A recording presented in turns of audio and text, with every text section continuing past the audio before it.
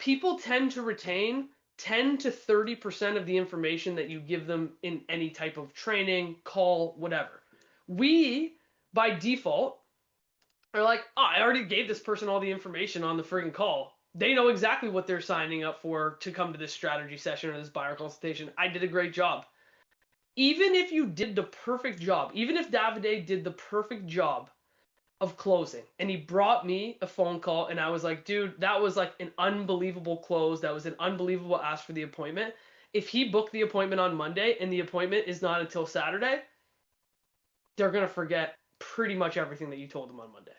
Then there's nothing that you can do to fix that other than continue to resell throughout the course of the week the importance of them showing up to the call and making it not about you whatsoever, making it completely about them. So when we do these recap emails, it's, hey, this is what we talked about. I heard you. I've taken notes. Okay? Second thing, in regards to our strategy session, just some of the topics that we're going to be discussing on that call are insert all of the things. Now, I just use like a standardized template, but if they were like, hey, I need to know the closing costs, I need to know what the lawyers do, these are all the questions. Now, I've just outlined like what the most common frequently asked questions were from the leads that I had based on assessing their sales calls.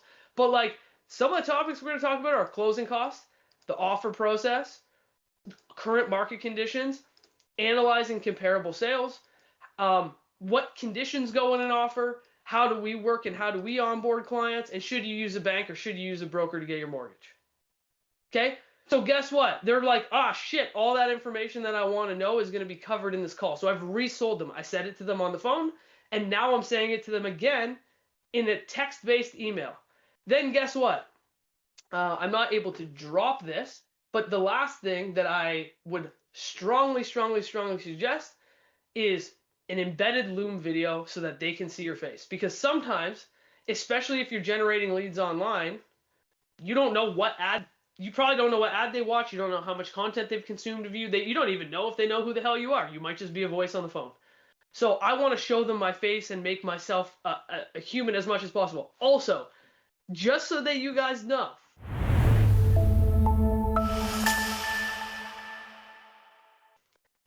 done is better than perfect. You guys can't see this. I spelt strategy wrong on the fucking whiteboard, okay? And I was like too lazy to record the video, re-record the video. I was like, it's fine. I left that shit up there for like 6 years. I didn't even change it. No one said anything about it. It literally doesn't even spell strategy right. So people like over-engineer the hell out of this. And essentially, what does the video do? It says, hey, the same shit that I just set up here. Because I don't know if they read this, or I don't know if they read my email at all. Maybe they just want to watch the video. I have no idea. And quite honestly, I don't care how they get the information. I just want to give them the information in the format in which they want to receive it. Does that make sense? So now my process has also continued to get a lot better since I even put this first email together. However, I can guarantee you that if they book appointments with other agents, no other agent sent them an email like this that basically says, I've already listened to you. Here are all the things. Here are all the things we're going to discuss. And here's a video of me. You don't have to create a new Loom video for everybody. You just make one Loom video and then just embed the same Loom video. This is a follow-up boss template, okay? That's set up in follow-up boss. I click their name. Then the only thing I actually change are just these items. Like these are just the dynamic items that I change based on the phone call. That's it. And then I just send the email off. All right. So did you just briefly talk about each point? Like, hey guys, this is my video as an example. Closing costs are going to look like what do you actually specifically mention? Go through in the video. One of the biggest components, and we always want to have good hooks of like, why should somebody show up to increase our show up rate, right? And so when we're thinking about Davide's email as an example, one of the challenges was like, hey, we have this appointment. Can you fill out this form for me? Because I need some information. Do you see like immediately just from the text-based thing, the email I sent is more about them and what they're going to learn versus like, hey, can you do this work for me? By the way, I'm totally fine with the form thing. It just needs to be probably pre-framed from a sales perspective a little better. Now, one of the biggest benefits of why I do my Loom, or why I do my strategy sessions on Zoom, for example, Veronica, is because I'm able to share my MLS with them. At this point, my sales process is good, but at the end of the day, any of you guys could say, hey, come to this call, and I'll go through the offer process with you and whatever. Raise your hand right now if you know how to explain closing costs, explain the offer process, etc. Yeah? Okay. So that doesn't necessarily make me, I might be able to articulate it in a better way, and I might do more work, and I might have a better follow-up process. So that's obviously, that alone is going to set me apart.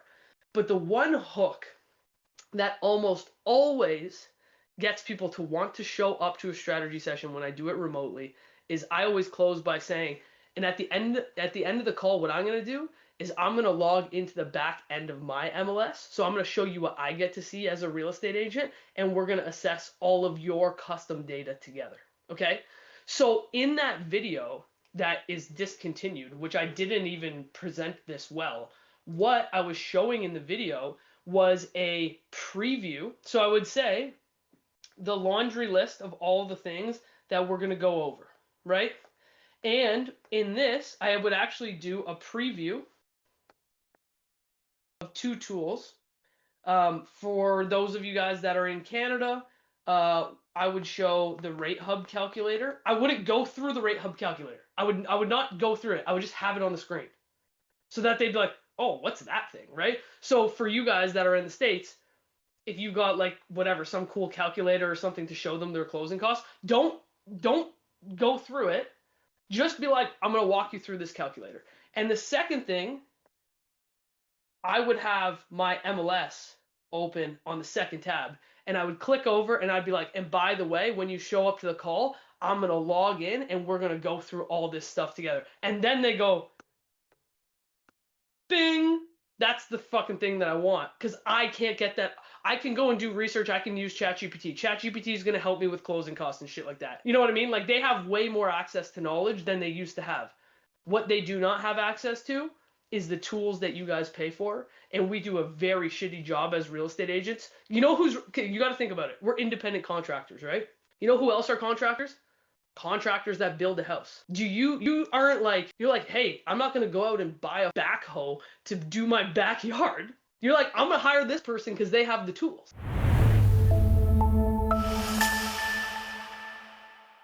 We do a terrible job being like, you know that I pay, just to have access to this information, I pay $2,000 a year.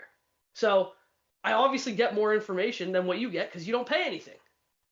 So if you'd like to have access to the tools, I can't give you my login details, but what I can do is I can walk you through it on the back end. And so in that video, essentially what I'm going to do is I'm going to start the video, and I'm going to start it with like, it's nice to chat with you, whatever it happens to be. I would go probably through like a common problem or pain point. One of the reasons why people usually show up for these calls is specifically because they can't find X and X information. And so I just wanted to reiterate that when we hop on this call together, the real value in showing up to this call, whether we work together or not, is going to be solution 1, 2, 3, 4, whatever it happens to be.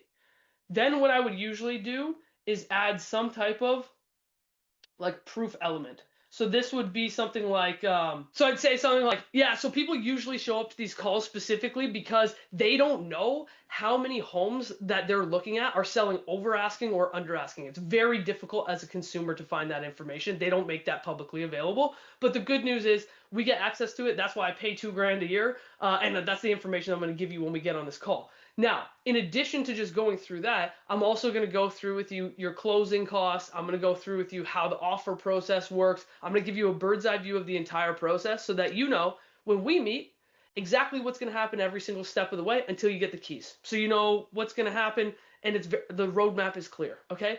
A good example of this, so now I've gone through step 1 and step 2, and then I'm going to transition. A good example of this would be my recent client, Veronica.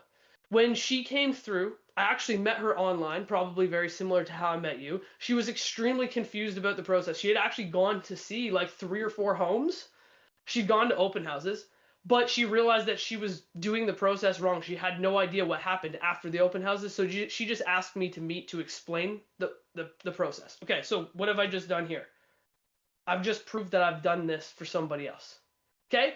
And then the last thing that I would do here is I would share the tech very quickly. So just to recap and make sure that you know exactly what's going to happen, we're going to hop on, we're going to talk more about your needs and your wants, and then what I'm going to do is I'm going to educate you on the entire process, and after that, we're going to go through this exact calculator so you know exactly how much money you need to have in your bank account to feel comfortable closing. And in addition to that, I'm going to walk you through my MLS. We're going to log into this together so that you can have access to some data that you would not otherwise be able to have. And at the end of the call, the reason I call it a strategy session is because you're going to leave after 45 minutes with an extremely clear strategy of how you're going to be able to buy a home. I don't care when it happens. It could be in a month from now. It could be in a year from now. But if you don't got a strategy and you don't have a plan, it's probably not going to happen.